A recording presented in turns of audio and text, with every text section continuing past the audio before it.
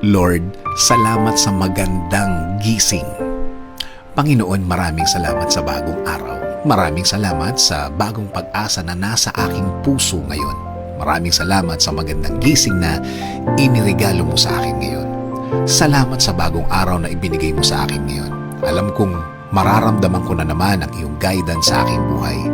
Maraming salamat sa mga instructions na natanggap ko sa aking puso. Alam ko na laging ang puso ko ang lagi mong kinakausap. Kilala mo ako, Lord. Alam mo kung ano ang laman ng aking puso at isipan. Hiling ko po sa inyo na lagi niyo po itong lagyan ng magagandang bagay para sa isang tahimik na araw. Alam ko din, Lord, na patuloy mo akong aalagaan.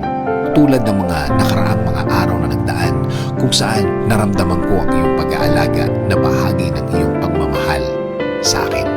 Salamat din, Lord, dahil babantayan at bibigyan mo ng pag-aalaga at proteksyon ang lahat ng miyembro ng aking pamilya sa lahat ng oras at sa lahat ng araw.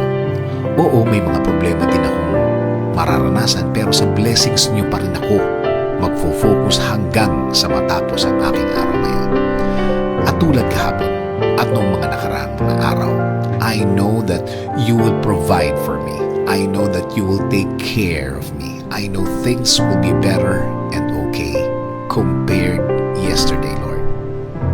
Alam ko din na ang dala ng bagong araw na ito ay bagong pag-asa, bagong pagpapala, bagong mga opportunities, right people that you will put in my way so they can be a good influence in my life.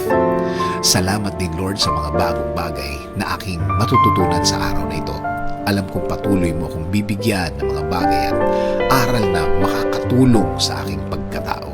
Kaya, Lord, thank you sa magandang plano mo para sa akin, para sa aking buhay at buhay ng aking pamilya.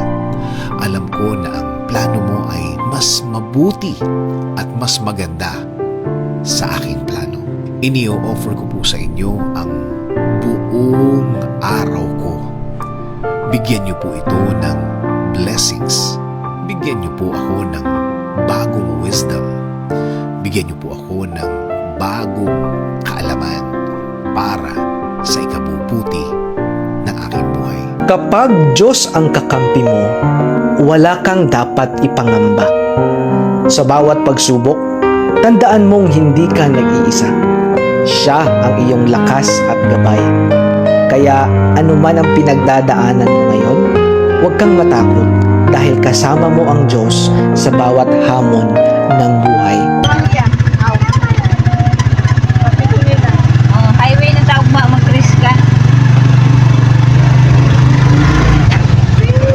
Una lang,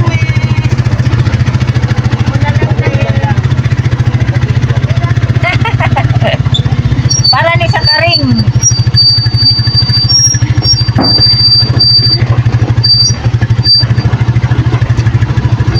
Karing Danieles. Uy, nagpaigda-igda man. Magkakabot ako ba